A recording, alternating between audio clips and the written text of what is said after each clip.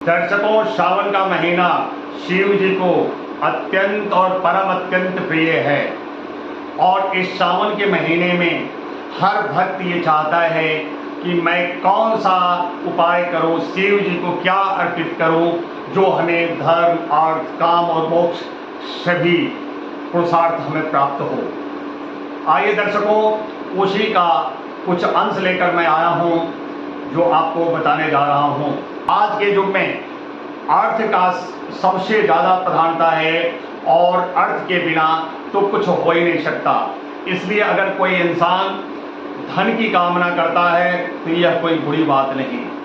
इसीलिए इस श्रावण के महीने में धन प्राप्ति के लिए शिव जी पर अखंड चावल अर्पित करना चाहिए।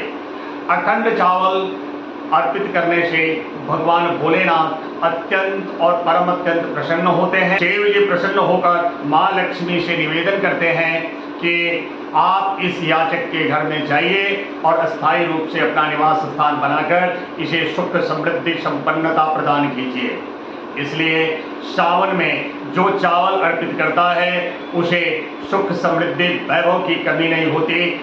यहाँ तक पुराणों में लिखा है कि स्वर्ग जैसा सुख प्राप्त करता है और प्राणी अंत में प्राणी स्वर्ग को जाता है। दूसरा सबसे महत्वपूर्ण चीज है जौ। जौ की महत्ता जितना हम बताएंगे उससे कई गुना ज़्यादा है, क्योंकि मेरी वाणी में उतना दम नहीं कि मैं जौ की महत्ता बता सकूं। लेकिन शॉर्टकट में जौ शिवलिंग पर चढ़ाने से मोक्ष की प्राप्ति होती है, स्वर्ग का सुख मिलता है।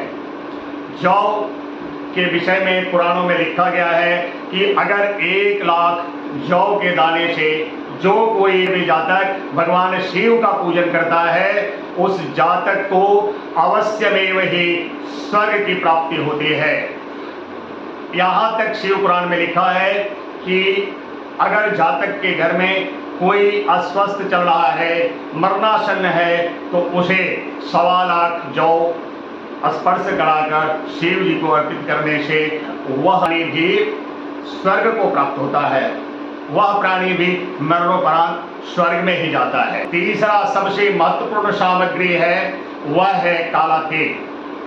काला तेल के विषय में भी शिव पुराण में यह वर्णन आता है कि काला तेल से शिव जी का पूजन करने से आदमी के ब्रह्म हत्या का पाप भी खत्म हो जाता है, महापाप का नाश होता है। पाप को नाश करने का एकमात्र सिर्फ तिल में ही शक्ति है। और काला तिल के विषय में शिव पुराण में कहा गया है कि अगर 1.25 लाख काले तिल से अगर शिव जी की पूजा आप करते हैं तो निश्चय मानिए कि ब्रह्म हत्या तक का पाप भी आपको छोड़कर चला जाएगा और समस्त पापों से आप मुक्त होकर और मोक्ष को प्राप्त करेंगे।